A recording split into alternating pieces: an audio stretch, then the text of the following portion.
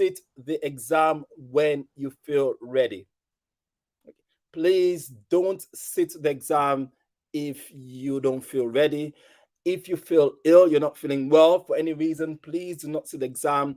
If you've got maybe some personal issues and things that you know 100% are going to affect your performance, if you've applied for reasonable adjustment for more time and say the GPC hasn't granted that time and you believe this is going to affect your performance, please do not sit the exam. You are better withdrawing from this exam and taking some more time to prepare and come back feeling confident. You don't have to be 100% confident, but at the same time, you cannot go into the exam feeling like you're going to fail and knowing that the things that you're going through are going to disadvantage you. So that's the first advice we're going to give you guys. So please remember, only sit the exam when you feel fit to sit that exam. And you could walk into the exam on the day of the exam and you can literally withdraw from that exam. If you walk in there, you feel nervous, you're throwing up, you've got a headache, anything that you think is going to affect your state of the exam, please do not sit the exam. You have the right to withdraw from the exam. Obviously, before you actually sign anything. Okay, so that's the first thing I want to say to you. Only sit this exam when you feel ready. Bobby, how would I know that I'm ready for the exam in terms of preparation? You will know. You will know because you've been doing questions, you've been reading, you've been doing some past papers, you've been getting involved in chats. So you will know when you feel ready. Okay, and again, as I said, it doesn't have to be 100%. But if you feel even 70% confident, then that's okay, right? That's okay because you're never going to feel 100%. So what do you need to have with you before you leave for the test center? So the reason why we're focusing on this because over the years, Uma and I, we've trained so many students and we've had very, very good trainees. They've done so much work and they've gone into the exam, and on the day of the exam, everything has gone wrong for them. And as a result, they've either failed the exam or they've had to nullify the exam. So the reason why we're taking time to show you this is because we don't want this to happen to you too. Unfortunately, many students focus on revision and revision and revision, and they keep doing this all the way to the day of the exam that they totally forget about all the things for the day itself of the exam. So that's what we're going to do today. So make sure you bring with you the important things that are required. So your GPC approved calculator. It has to be GPC approved, guys. Last year I had someone call me on the day of the exam saying, oh my God, I've got the wrong calculator in the exam. So make sure it's GPC approved. Make sure you have all your identification documents, your passport, driver's license, provisional license, the photo ID that's recommended, all from the GPC website. It's very hot today, right? And it's going to be hot next week. So bottle of water, make sure that it's clear, there's nothing marked on the bottle, and you can take that with you in the exam. So please make sure that your journey is planned, definitely, at least the night before the exam. If you're traveling far, it may even be better to book a hotel so that you're down at the venue, right? You don't want to be stopped by traffic, motorworks, and things like this, okay? You don't want anything that's going to affect your mental state on the day of the exam.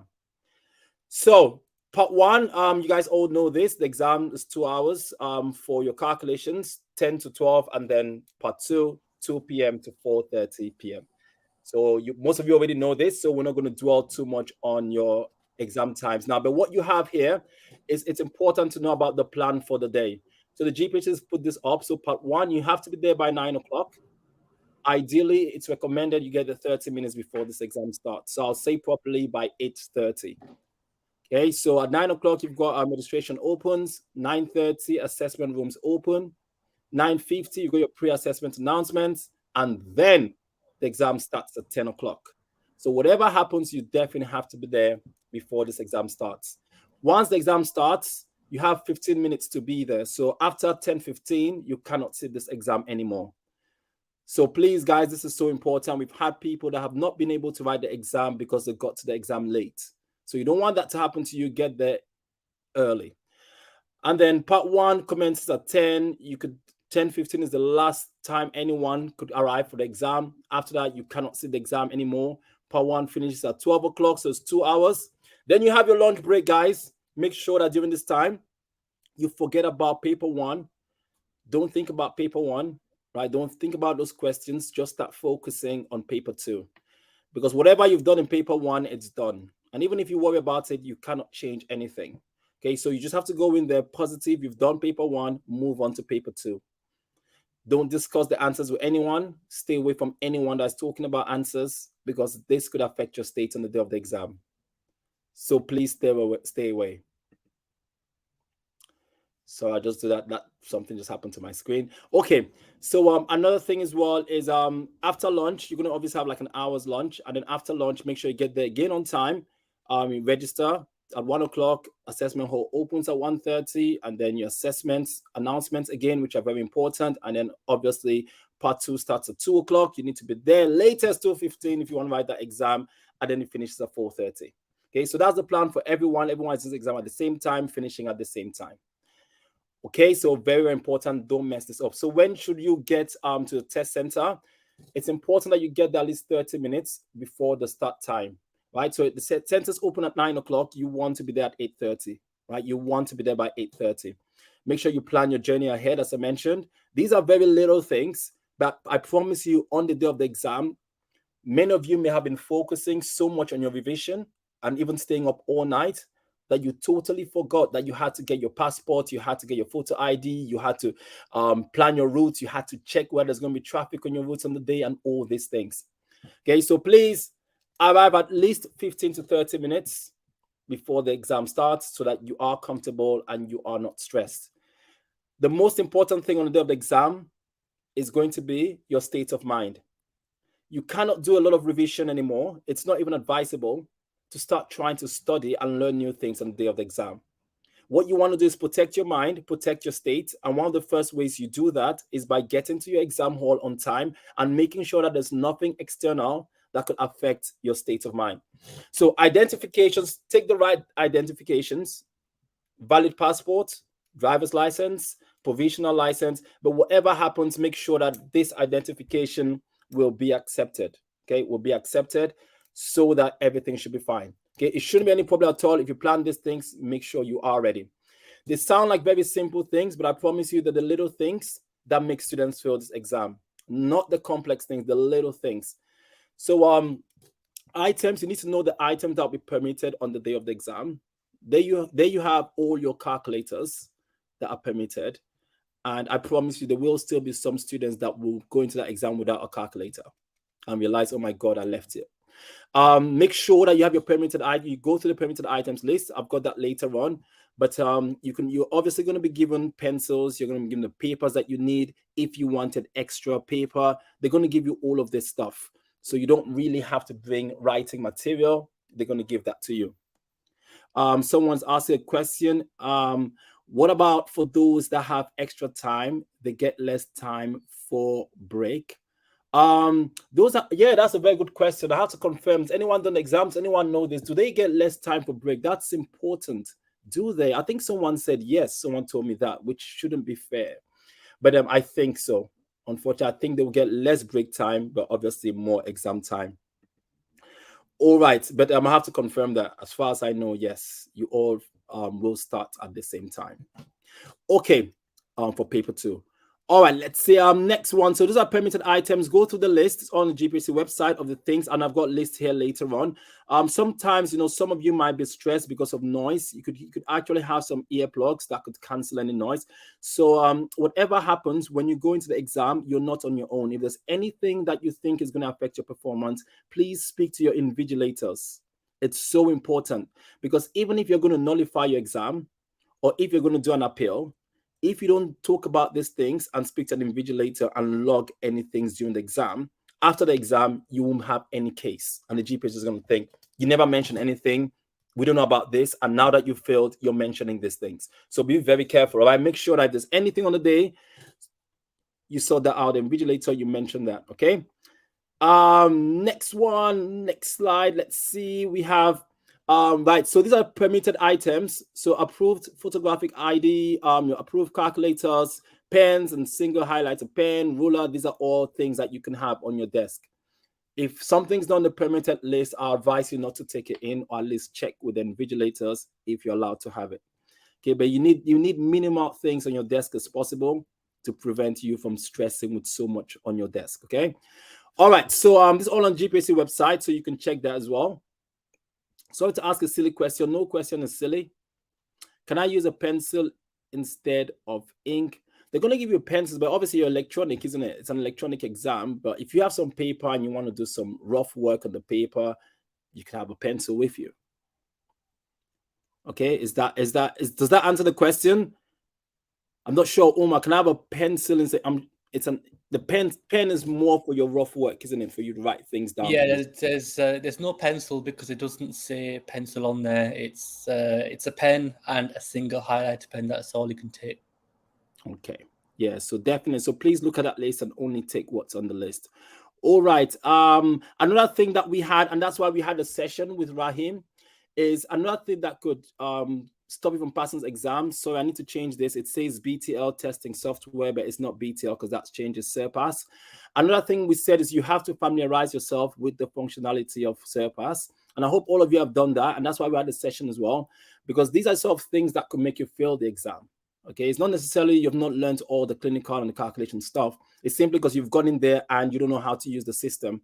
And on the GPSC website, they've actually said it on there clearly that not knowing how to use the system, you cannot use this as grounds for an appeal for anything. Okay, you can't. If the system is faulty or something happens, yes. But if, for instance, you don't know how to use the system and that's the reason why you've not done well, then the GPS is not even going to take that as a valid appeal. Okay, so this is one that I think they've put this year, which is quite good. And it's important that you know the difference between withdrawal, nullification, and an appeal. The easiest way to think about it is that you can withdraw before the exam, right? So withdrawal is what you do before you actually sit the exam, before you've signed the consent form, okay? The online consent. So that's a withdrawal. So you can withdraw from this exam at any time before you actually sign anything on the day of the exam. A nullification is once you've already started the exam and what happens during the exam. So perhaps you're doing this exam and all of a sudden you feel ill or anything happens. Perhaps you have some technical issues. If any of these things are happening during the exam, then please, you need to mention to the invigilator, you need to log these tickets and then you can nullify the exam so that this will not be counted against you. Now, if you don't log anything and you complain about anything and you leave the exam without logging anything, then they won't be able to use that as any evidence that something happened. And as a result, you're going to either lose that. That's going to be taken as a failed attempt. Okay, so make sure that if anything happens on the day, it's logged, you're spoken to the invigilator, they're going to give you a number, make sure that you've done all the steps before you leave the exam. Then finally, an appeal is more when you've already done the exam and the results have come out and for some reason you've not done well and you've got a complaint to make. So you have the right to appeal. Okay, so just think about it. Withdrawals before, nullification is during, and the appeal is after the results have come out. But please, GPSC website, very important, go through because it has a lot of information for you. I got someone that says, I used SURPASS on the GPSC website for sample questions, but there was no magnifying glass for the search option on the resource, hoping it won't be the same for the exam. So hopefully the exam should be fine. There shouldn't be any issues. You should be able to use all these functions. But again, Ogwanwane, don't worry about anything in terms of the technicality or the system because there will be people on the day to help you out. And they will help you out if you have any issues. And that's very clear, especially since last June. The GPS has done a lot to make sure that you have a lot of support on the day. Right, so make sure there's anything, any technical thing, please mention it straight away, okay? And that will not be held against you. Right, but please, guys, don't keep anything. Don't think, oh my God, this is not working, but I'm still going to carry on and do this exam, even though I know my system is not working. Because if you did that and something happened, you cannot use that later on against the GPHC. Okay. So next thing is this. I'm not going to go through all of this, but I'm just showing you this because this is on the GPHC website. And I think it's a very, very good algorithm for you to use. It just shows you all the different steps to follow if you want to make an appeal, or if you want to not nullify, or if you're going to withdraw from the exam. Okay, so please look at this. It's very important for the day of the exam. Okay, let's see, next slide. Okay, so the 3 key facts when it comes to your motivation, because I know all of you want to be motivated. Who needs some motivation? Type of me, type of me, type of me. Type of me. So motivation is a state of mind. We've been doing motivational training for so many years. And if you want to really feel motivated and if you feel anxious at the moment, then you want to hear the next things I'm going to say on these slides. These are so important, and this is what's going to help you, and you need to remember this, okay? So the first thing you need to remember is that more students always pass this exam than fail the exam. Everything that you guys do at the moment, everything, your ideas about the exam are literally based on mock exams that you've been doing. So your ideas about the exam are based on the mock exam. And we've mentioned this in our 7-day training, that the mock exams are nothing compared to the GPHC questions. The GPHC questions are clearer, the more consistent, the more concise. Okay, the GPHC questions are better reviewed because there's a number of multi-stages for the reviewing of the questions.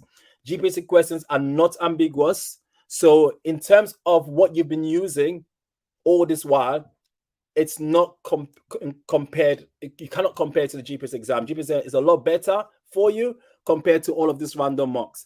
So, and another thing you have to remember is that many students fail mocks.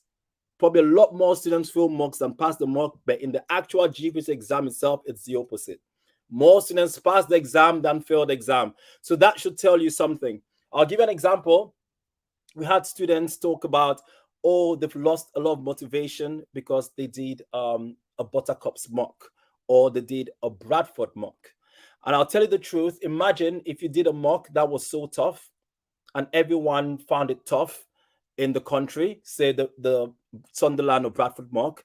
If this was the actual GPHC exam itself, the pass mark will be adjusted according to the response, according to the performance of the entire group. So some of these mocks that you stress about, even though it's not, if this was a GPHC exam or situation, what you're going to feel, you're going to say to yourself, oh, I did not get 70% in a Sunderland mock or in a Bradford mock. But if this was the reality in the GPHC exam, and so many people struggle with this mock, the pass mark will not be 70%. It will be adjusted according to the overall performance. So there are many things about the GPHC exam, about the setting, about the consideration, about the marking, about the adjustments that mock papers do not do. And so they don't give you a fair representation of what you can do or what your performance will be in the actual exam itself. Right? So please be positive. That's why more students pass than fail the exam. Most trainees fail, not really due to the exam being difficult. So many years, we always ask students when they fail the exam, what was the reason? Why did you fail? We go through this with so many trainees. And we'll probably say, probably about 95% of trainees that failed the exam, most of the time, it's not because they couldn't do the questions or it was so difficult. Many of the reasons were always around things like, I did not prepare. Maybe I had a very difficult placement. I was going through a lot of personal family issues that affected my revision. I had health issues. I did not get enough support. These are most of the reasons, as opposed to the exam was so tough that it was impossible to pass. So it's important that you see the difference, that you know that you have a higher chance of passing this exam than failing the exam, okay? Or let alone thinking about the difficulty of the exam is beyond you, and so you're not going to pass. You will pass, everyone, you will pass. So another thing I was going to say is you don't need to answer every question correctly to pass the exam.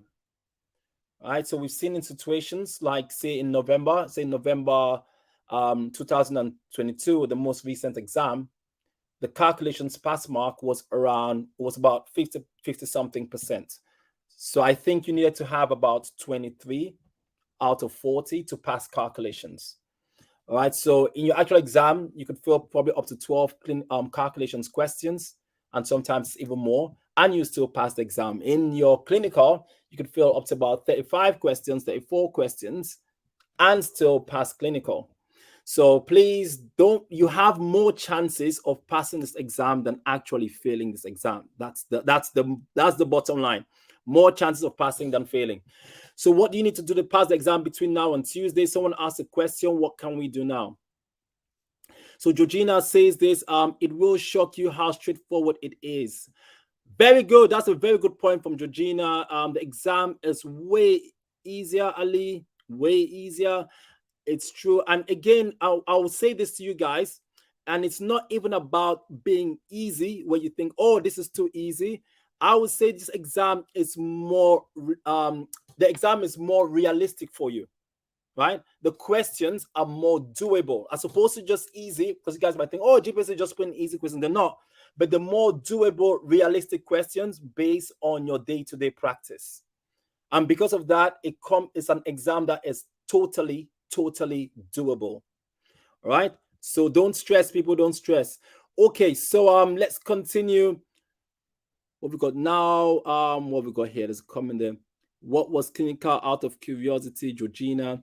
I think clinical was good as well. I can't remember exactly what clinical was. I need to check on the website what the pass mark for clinical was. But again, Manjo, I'll give you an example. In June last year, there were so many issues, technical issues, many problems with the exam. Many students spoke about how difficult they found the exam. They were stressed by the exam. But at the end, we still had 81 or 82% pass rate at the end. Okay, so guys, I promise you, even when people say this exam is difficult and when students have a lot of challenges, the pass mark has always been still above 70% pass rate. Okay, so these are the key things that you need to do between now and the exam. It's really not about trying to learn new stuff and just questions. These are the most important things to do if you truly want to pass the exam and you want to be in the best place.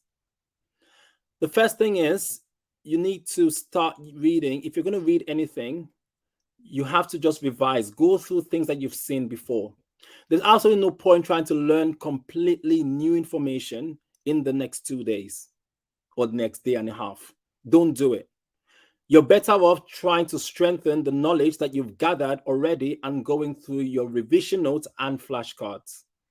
So flashcards, revision notes, stick to the GPHC website. It's very important in your last days to be on that website and to make sure that everything is ready for the exam. You've gone through everything on the website. Look at those questions. And then most importantly, it's your mental state. How many of you have gone into an exam at university where you did all your revision, you were ready, you went to the exam, the question came up, and for some reason you forgot the question, you went blank. And then when you came out of the exam, that's when you remember, I thought, oh my God, I can't believe I forgot that. How many of you, type of me, you've gone into the exam, something you read, you knew about the stuff, you went to the exam, and for some reason, while you were in the exam hall, you went blank or you got that question wrong. And it's only when you came out of the exam that you just couldn't believe you actually got something that you knew so well wrong. So this happens quite a lot. And the reason why this happens is because of your mental state.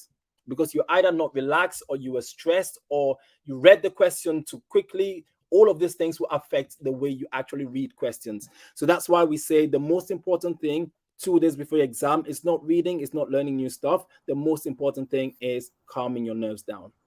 Okay, so these are 2 reasons why you need to change. So you have to do this, and I want you guys to write this down. So if you have a pen and paper, please write these 2 beliefs down. These are the 2 beliefs that will help anybody pass, and that will stop anyone from being nervous. The only reason why you feel nervous, the only reason why you're stressed, the only reason why you feel anxious is because you're saying 2 things to yourself. The first thing you're saying is you don't know enough. And as a result, the second thing you're saying is, I will fail. I don't know enough, and as a result of this, I will fail. No matter how much you think about it, it comes down to these 2 things. The 2 reasons why you're stressed right now, why you feel nervous, why you feel anxious, is because you're saying 2 things to yourself. Number 1, I don't know enough. And number 2, because you don't know enough, you're going to fail. The key then to becoming confident is you need to change these 2 things. And you have to say this to yourself every single day between now and the exam. Well, every single moment. The first thing you want to say is, I know enough to pass. Right? You don't need to know everything, but you know enough to pass. And then the second thing is, you will pass.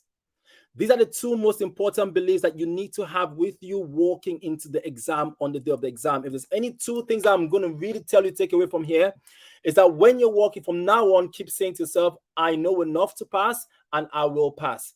If the opposite comes to your mind, you need to block it out completely. Because the only reason why you're going to be nervous, why you're going to be panicking, why you're going to go blank in the exam is the moment you start saying to yourself, I don't know stuff. Then you're going to go downhill. Okay, so these are the 2 most important things to write down, put in your wall, put on your phone, everywhere, and keep saying this to yourself. I promise you 100%. if you decide to entertain nothing else apart from these two phrases in your head, if you choose today and say that from today to the exam, I'm only going to entertain two sentences in my head. I know enough to pass and I will pass. Regardless of what questions I see on the Telegram group, regardless of what I see people discussing, regardless of anything, even if I saw a question I cannot do right now or something that someone has mentioned I don't know, you still keep saying to yourself these two things and never change them. And I promise if you do that, you will smash this exam. So only things to focus on, obviously, I mentioned the GPHC website for your mental preparation. Make sure you are on top of everything in terms of your calculators and all these things we've looked at. You know about your exam structure. You know about the plan for the day. You've seen some of the GPHC sample questions. You've practiced on how to use SERPA's system. There's also some previous feedback from previous sittings on areas that students struggle with. Calculators on the day of the exam, make sure that you look at the things on the website that talks about the things on the day. Right, so the guide to sitting the assessment, June 2023. Check the permitted items list. They have a Q&A session for webinars, but you don't even need this. You don't need to stop learning now, and you just need to start calming down and saying positive things to yourself. Check, make sure all your checks on the day of assessment are fine. Your booked your travel is fine. Everything is okay. Right, so any issues that you have during the sitting, make sure that it's mentioned straight away to the invigilators. And the most important thing is all about flashcards. It's all about summary notes. Okay? You cannot learn. You've learned enough. You know a lot more than you think you do. Another thing that has to change is all this time, you've been focusing on what you don't know. So every day you've been saying to yourself for the past 9 months, well, I don't know this. I don't know this. I don't know this.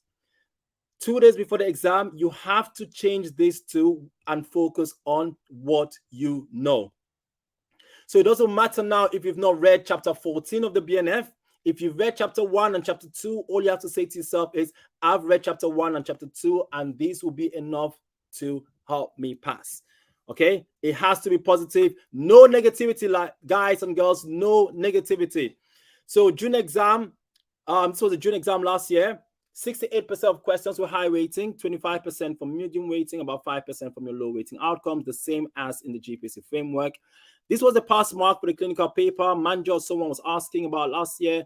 Well, this was the pass mark for June last year. It was 80 over 119, and 90% of candidates achieved this. Guys, can I remind you that last year was the year in the summer when many students said they struggle with exam. We actually went down to the GPHC and we had a protest. Many students were crying and they complained and they said they're going to fail this exam. It was a very, very, very difficult time. But despite all the challenges and everything, systems not working and all sorts that were going on, 90% of the students passed the clinical paper. You have more chance than passing the exam than failing the exam. Do not listen to what people say. Look at what the stats say. Don't go with your feelings. Look at what the stats, look at the figures, look exactly at what is happening every single year in June, right back as 2011. So you have a good chance and you will pass this exam. Okay, so that year, these are the areas in June last year where students struggle with. Some of these areas we went through when we're doing our 7-day training. So red flags, when to refer, comes up every single year as an area that's challenging. Those questions that we looked at, questions like analysis type questions, prioritization type of questions, knowledge application type of questions. So these are some areas that students struggle with. But despite all of this, still a very, very high pass rate. Okay, so someone's asking, why did the students complain? They complain about the exam because this was the first time we're having SERPAs, the system wasn't working, there was technical issues, some areas started late, there were delays. But all these things, all these issues that they had in June were then rectified by the GPHC. So all the problems that they had were sorted so that those in November sat a good exam. All right, so all those things that they worried about last year, you don't have this year. They've tested already in November. Everything has gone smoothly. So you are now the second people writing an exam after the incident. So you are in a very, very good place. Very, very good place, guys. It is all good. So very, very important things we're telling you right now. Pass it over to the one and only Umar to take over for calculation tips. Hi guys, how's everyone doing? If you guys can see and hear me, if you are ready to smash this exam, type a yes, please. Yes, type a yes in the chat. Who is everyone? Say hello, say hello. Hi everyone, how are you doing today? Hi Hind, how are you? Manjot, how are you? Lisa's put down, I wouldn't have survived without you. Thank you so much. But the truth is, Lisa, you're doing this all yourself because when you do the actual exam, you're going to sit in the exam yourself. I'm not going to be sat next to you, and neither is Marvin. So you're doing it all yourself. So this is all from you. So you're doing really, really great. It's very easy to forget sometimes. So, guys, who was on the combo course? I want to start with this. If you were on our course with our clinical and calcs and our MEP and OTC, just type a 1. Just type a 1. Because if you were, I want to mention that every year we have a pass mark of over 90%. So if you're on that course, then there is 9 chances in 10 that you will pass the exam. Even if you weren't in the June exam, every year over 75% pass that exam. So that means over 75 of you, if you work hard, if you turn up to the exam, if you do your best, you will definitely pass the exam because the GPHC, like Marvin said, is not trying to make you fail. Also, what I want to highlight is another theory. So who here can drive a car? If you can drive a car, just type of me, just type of me. Just type of me if you can drive a car. I can drive a car. Marvin can drive, although he's very bad at driving. I've sat next to me. You don't want to be shotgun with Marvin, guys. Honestly, you don't want to be shotgun with him. You'll wish you had 2 seatbelts and everything. So what I want to stress is that you guys can drive and you had a driving test as well, but we all feel a bit nervous before a test, and that's okay. You're supposed to feel a bit nervous, guys, because that shows that you actually care and you're worried about stuff, and sometimes that's a really, really good thing as well. So it shows that you really care, shows they're passionate, and you should use that as motivation to smash this exam. So, guys, with me, I do calculations. Who watched my webinar on Thursday? Who watched my webinar on Thursday? If you guys watched it, just type a me, just type a me, just type me, because Thursday was filled with loads of advice for calculations. We've had the most amazing playlist on YouTube. It's how to pass the GPHC assessment step by step. So today we're on the final day. So loads of advice in there. Please definitely watch it before Tuesday because it will help you in the exam. So guys, calculations tips. All the questions carry 1 mark. So do the easy questions first. Another thing that we want to mention is that whoever's done the exam already, sometimes the GPHC tends to put the less difficult questions towards the end of the exam. So that's why you should do those questions first instead of trying to do the hard ones first. You should try to do the easy ones first. And Georgina put that the real exam is a lot more straightforward than the mocks. And that is true. So if you want to hear my story, I did 4 mocks. I failed them all. I got 39 in calcs. I did it in an hour and a half, and then I actually had a nap inside the exam. And then clinical, I got 112, and I failed all my mocks. So you shouldn't think about mocks and what they do, because sometimes mocks can be wrong as well. And that will just ruin your confidence because you'll know one thing and the mock question might be wrong, and then you might end up learning a wrong thing entirely. So that is why you shouldn't rely too much on mocks, and you should rely on your own knowledge instead. Whether you learn it from the courses, whether you learn it from the BNF or the MEP or OTC, you should rely on your own knowledge instead. So one of the main reasons, well, 6 main reasons why students fail calculations is because of time. You're spending too much time doing one question when the others need doing as well. You're doing wrong decimal points.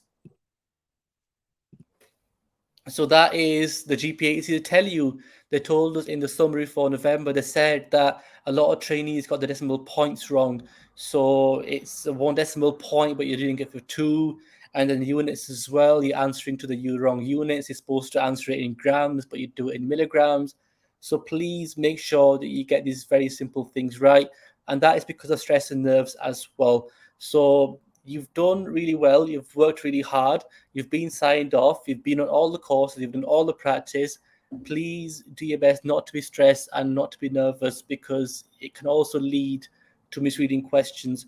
And that also is another big reason as to why trainees end up failing the exam. Wrong calculator entry is also a big one as well. How many of you try to rush your numbers in the calculator and then you get it wrong afterwards? and you put a 9 instead of a 6, and then you put a 5 instead of an 8. If that's you, type a me, type a me, type a me. So on Thursday, we mentioned that it's really important to do that really slowly.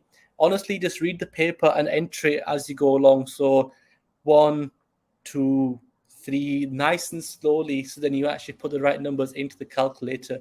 Because if you put it wrong in the calculator and you don't realize, you will believe what the calculator tells you. And then even though your method may be correct, you'll end up getting the answer wrong at the end of it. So please, nice and slowly. It might take a few more seconds, but it will really help you in the exam. Good stuff. Who is loving this session so far? If you want to carry on for some more tips and advice, type a me, type a me, type a me in the chat. Nah. Good luck, guys. You guys are good hands. I was you last year. So Gantner passed the exam. Loads of others passed the exams as well. And you can definitely do it too. So 3 minutes per question. Don't take 3 minutes. Some questions take a lot less. Some might take a little bit more. So you don't have to be 3 minutes per question. We covered this on Thursday.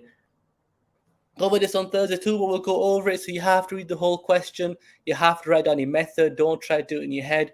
Easy to come back later and check your method. See, if you do a question in your head, right, and you come back an hour and a half later and you haven't written anything, you'll forget because there's too much going on, guys. There is too much going on.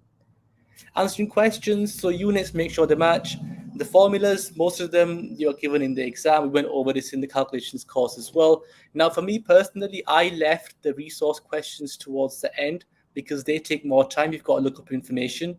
But remember that each question is worth 1 mark. That is very important. There's no negative marking. They're all worth the same. Like the SPC ones, you don't get 2 or 3 marks for them, so you shouldn't spend too much longer on them compared to the less difficult ones as well.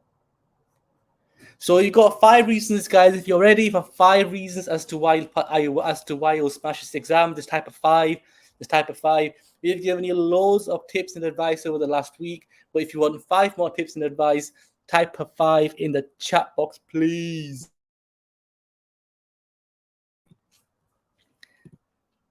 Nicole, Marvin in the house as well. Let's go. Rand, Ali, Lydia, fantastic.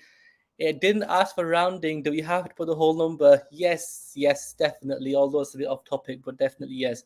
So good stuff, guys. Reason 1, are you ready? Are you ready for reason 1? Just type a 1, So the first reason, I think Marvin's already covered this, is that more students pass the exam than fail. That is true for life as well. So you get more students pass than fail, more students pass the driving test than fail. Everything as it goes, more of you here will pass the exam than fail. And for reason 2, again, I think Marvin's covered this briefly. So most mocks, as I mentioned my story as well, I failed them all. And I'm here advising you guys what to do in the exam. Most of the mocks and practice papers are harder than the actual exam. So I remember doing the Bradford mock. This was, 7 years ago. And I think I got 20 in the maths. And then I think I got like 55 in the clinical. And I was just there like, what am I doing with my life? Like, I have to delay this exam. And if I had followed through, I wouldn't have done the exam in June. I'd have had to wait 6 months. And I would have passed it later on. But I didn't believe like those mocks were like actually useful because they were very hard and they really put you off and they can really damage your confidence as well. So please don't think that mocks are real. The real exam is going to be definitely not as difficult as the real as the mocks. The GPHC not trying to make you fail. They just want to see that that you can be left alone in a pharmacy without your supervisor for the first day. Then afterwards, you have to keep on learning. You have to keep on doing CPD. You have to keep on wanting to learn. And then you become better at your job with experience as well. So that's really important. They just want to see you're good for the first day. So an example that I might use, how many of you have seen an inhaler at work in the last week? If you saw an inhaler at work, whether it was a Flutiform or a Seretide or a Symbicort or an Onoro Ellipta, just type me. If you saw any inhaler at work. So the reason why I'm saying this is because the things you see at work every day, this is what they will test you on in the exam. So the stuff you see on a day-to-day basis, they will test you. They will definitely test you on this because they want to see that can you be left alone. That is why they have an exam. I've now just realized a lot of trainees take time up close to the exam. I don't think I did. I kind of forgot about that. Number 4, this one is very, very important. You can get a number of questions wrong, but you can still pass as well. Marvin mentioned a figure before. You can actually get even more questions wrong than that. That is because you can get up to 84 in the clinical, 84 or more in the clinical and pass, and then 28 in the calculations. But to be honest, in the last few years, the pass mark has never been 80%.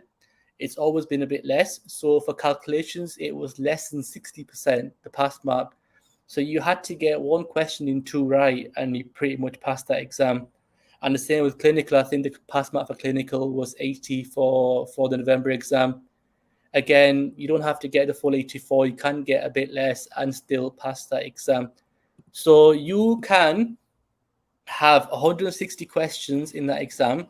You can get more than 50 of them wrong, and there is a very good chance that you will still pass it. So that's a lot of questions, guys, that you can get wrong and still pass the exam. Who feels better now that they know that they can get that many questions wrong and pass the exam? If you do, type a me, type a me, type a me. So you don't have to get everything right. If me and Marvin do the exam tomorrow on Tuesday with you, we won't get all the questions right. You don't have to get every single question right. It's okay to make mistakes as well. Definitely okay to make mistakes. So please know that you can get quite a few wrong and still smash that exam. Number 5, and this is probably the most important one. Everyone believes in you. You have family, you have friends. Me and Marvin, we believe in you as well. Your supervisor, they signed you off. If you don't pass the exam and you're not ready for it and they sign you off and it doesn't work out, they look really bad because the GPSC says, why are you signing so-and-so trainee off, or why are you doing this when they're not passing the exam? So they obviously believe in you. They obviously believe in you. We believe in you. Even this cheeky monkey on the screen believes in you as well. You got this, guys. We believe in you, but you have to believe in yourself. If you don't believe in yourself, if you don't have that positive mindset, then that is a key reason as to why a lot of trainees are not successful in the exam. I know a lot of pharmacists that haven't really tried that hard through the training year, but they pass the exam because they believe in themselves. And then some really know their content and they can do the questions, but they are anxious and they are nervous, and that's why they don't succeed. So if you believe, you have to believe first, then only then you can pass. So guys, type a response. So how would you feel if you guys pass this exam? If you guys did the exam on Tuesday and you passed the exam and you found out you passed the exam at the end of July, how would you feel, guys? How would you feel? Type in the comments box, how would you feel if you smash this exam? Would you or Marvin like to sit mine? Bilal, it sounds really bad, but I've had quite a few messages asking me this already. The answer is no, my friend. The answer is no. Although Marvin's put down that if you give us your wages, we'll think about it. Marvin, how much would you want? 50K. 50K. 50K, yeah. 50K each, Marvin, then we can do. Every year. Yeah, every year for the rest of your life. Jay will be excited. Lydia will be super proud. Finally at peace. Lisa, you'll be finally at peace. But the truth is, one challenge finishes, another challenge will start. But that is very exciting because you're going to face a lot of challenges. And then from the challenges, you're going to come through and you're going to gain a lot of achievements. Everything is going to be amazing. A door is going to open and you will have so many opportunities. You'll be super proud. We always pray for your success. Shannon is going to have relief and Mia will feel accomplished when she smashes that exam. So final words, guys. I just want to say it's been the most amazing year with us, with Prayer Shortcuts. I know so many names from here. So many of us were on our courses this year. You've stuck by us. You've really worked really, really hard. And you might not feel it, but on our groups that we have, the Telegram group, you have come so far in your revision. The questions you used to ask at the start of your year compared to the questions you ask now, and your mindset and your confidence, you have come so far in your revision. You are going to go and you're going to smash this exam on Tuesday because this is your time.